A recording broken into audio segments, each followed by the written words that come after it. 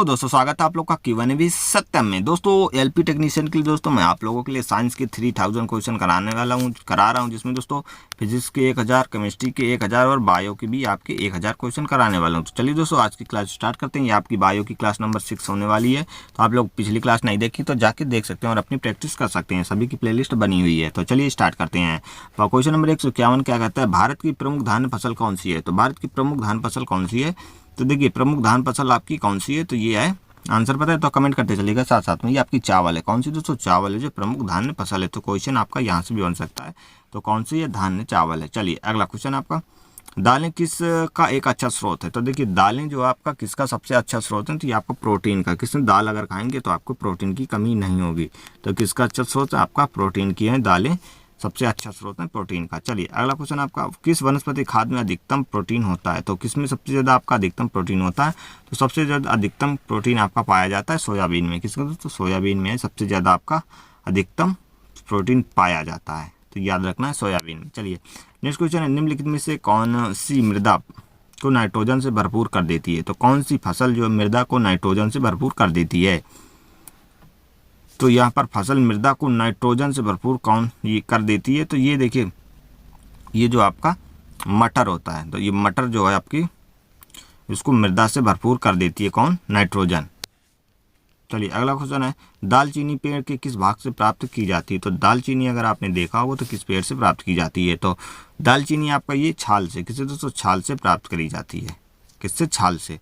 तो आपको याद रखना है दालचीनी पेड़ के किस भाग से प्राप्त करी जाती है, तो छाल से। अगला क्वेश्चन है, तारपीन का तेल किससे प्राप्त होता है। तो देखिए तारपीन का तेल, तो तारपीन का तेल आपका है जो आपका चीड़ से प्राप्त होता है। किससे दोस्तों, चीड़ के वृक्ष से जो तारपीन का तेल आपका प्राप्त किया जाता है।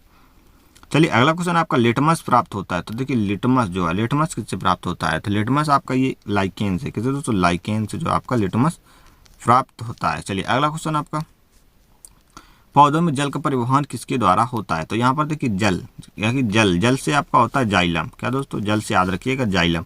तो जल से जाइलम, इसमें क्या होता है, जाइलम, यानी कि परिवहन किसके द्वारा होता है, जाइलम के द्वारा होता है। अगर फल का पूछ दिया जाए तो आपका भोजन का किससे होता है, तो ये फ्लोएम से। किससे दोस्तों, भोजन का फ्लोएम से होता है। चलिए अगला क्वेश्चन, भूमि में पौधों की जड़ों के लिए उपलब्ध जल होता है। तो देखिए भूमि जो पौधों की जड़ों के लिए उपलब्ध जल होता है, तो ये किस में होता है। तो ये आपका किस में होता है, ये आपका होता है केशिका जल में। किसका दोस्तों, केशिका जल में होता है। जो भूमि के पौधों की जड़ों के लिए उपलब्ध जल होता है तो केशिका जल में उपलब्ध होता है।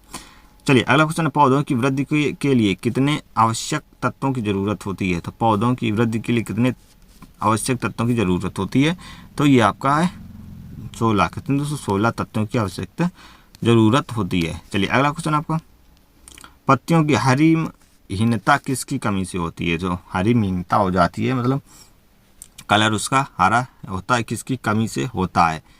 तो ये किसकी कमी से हरा नहीं रहता है, तो ये आपका जो मैग्नीशियम, किसकी दोस्तों, मैग्नीशियम की कमी से जो उसका कलर हरा नहीं हो पाता है। चलिए वाष्पोत्सर्जन होता है। तो वाष्पोत्सर्जन होता है तो ये किस में होता है, तनों में, पत्तियों में, या सभी वायु भागों में, या जड़ों में। तो वाष्पोत्सर्जन जो आपका ये होता है सभी वायवीय भागों में। दोस्तों सभी जो वायवीय भागों होते हैं, मतलब जितने बाहरी भाग होते हैं, तो सभी में जो वाष्पोत्सर्जन की क्रिया होती है।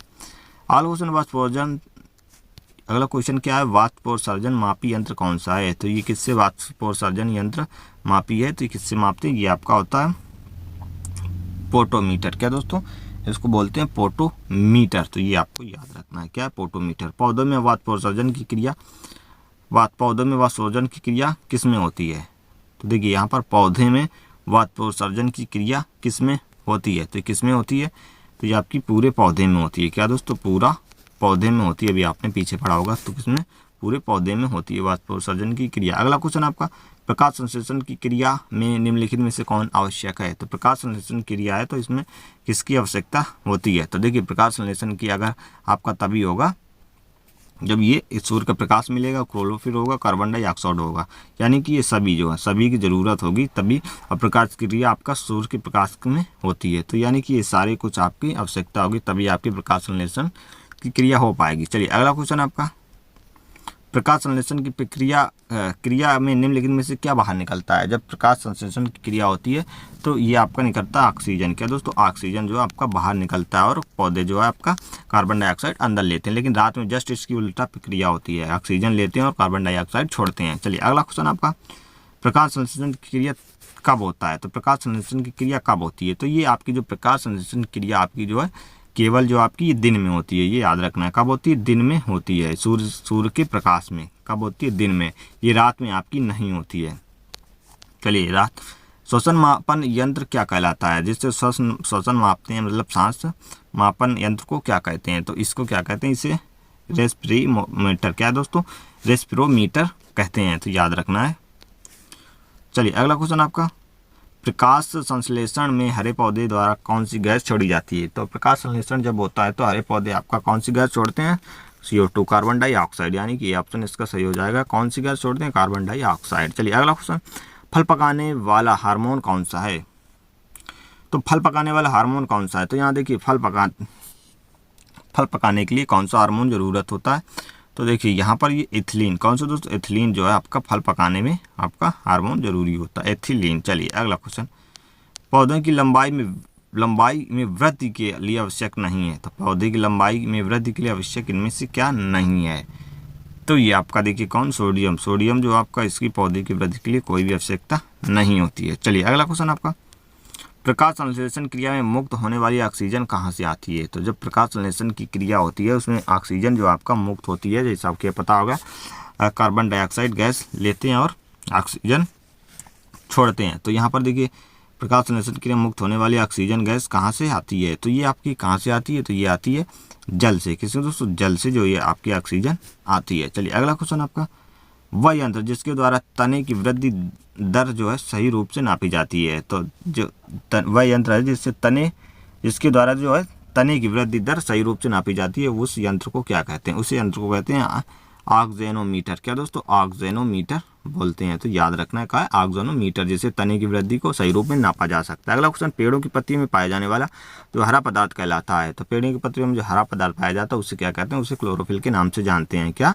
क्लोरोफिल के नाम से जानते हैं। तो ये याद रखना है, किसे क्लोरोफिल नाम से जानते हैं। तो हीमोग्लोबिन तो आपको पता ही होगा, इसको आपके शरीर में पाया जाता है। चलिए, पादप रोगों का सबसे उत्तरदायी कारक है। तो पादप रोगों का सबसे उत्तरदायी कारण क्या है। तो सबसे उत्तरदायी कारण की बात करें तो ये आपका फफूंदी। क्या दोस्तों, फंगस लगना है जो सबसे पादप रोगों का सबसे उत्तरदायी कारक है, फंगस। चलिए फफूंदी। अगला क्वेश्चन है, पेड़ व पौधों का खाना तैयार करने के लिए प्रक्रिया कहलाती है। तो देखिए पेड़ और पौधे जो खाना अपना तैयार करते हैं तो उस प्रक्रिया को क्या कहते हैं, उस प्रक्रिया को कहते हैं फोटोसिंथेसिस। क्या दोस्तों, फोटोसिंथेसिस कहते हैं। तो ये याद रखना है। क्या दोस्तों, फोटोसिंथेसिस, जब पेड़ व पौधे अपना खाना तैयार करते हैं। चलिए अगला क्वेश्चन, निम्नलिखित में से कौन सा पादप हार्मोन बौने पौधे को लंबा कर देता है तथा फूल बनने में भी मदद करता है। तो ये हार्मोन कौन सा है। तो ये जो हार्मोन है आपका कौन सा, इस हार्मोन को किस नाम से जाना जाता है। तो ये आपका जिब्रेलिन। क्या दोस्तों, जिब्रेलिन है जो आपका पौधों को लंबा कर देता है और फूल बनने में भी मदद करता है। कौन सा हार्मोन है, जिब्रेलिन। चलिए अगला क्वेश्चन है,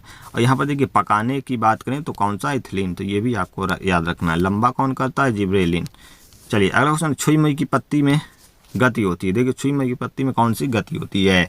तो छुई मुई पत्ती को जैसे ही आप टच करते हैं तुरंत वो सिकुड़ जाती है। तो इसमें कौन सी गति हुई, तो ये आपकी हो जाती है कंबा कुंचन। कौन सी दोस्तों, कृपा कुंचन की गति होती है। याद रखना है, कौन सी, कृपा कुंचन की गति होती है। चलिए अगला क्वेश्चन आपका, खैरा रोग किस फसल से संबंधित है। यहाँ पर देखिए खैरा रोग की बात करें तो ये किस फसल से संबंधित है। तो खैरा रोग आपका ये आपका धान में होता है। किसमें दोस्तों, धान में आपका होता है खैरा रोग। तो याद रखना है, खैरा रोग किससे संबंधित है, धान से।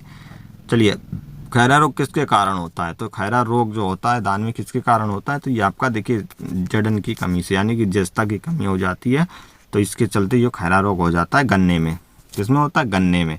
तो चलिए दोस्तों, ये आपके आज के 180 समाप्त होते हैं। टोटल 30 क्वेश्चन में अब आपको बताना है 30 में कितने क्वेश्चन आपने सही करे हैं। तो चलिए दोस्तों, वीडियो पसंद आया तो अपने दोस्तों के साथ जरूर शेयर करें और ऐसे आपने प्रैक्टिस करते रहें। तो मिलते हैं दोस्तों नेक्स्ट वीडियो में। जय हिंद, वंदे मातरम।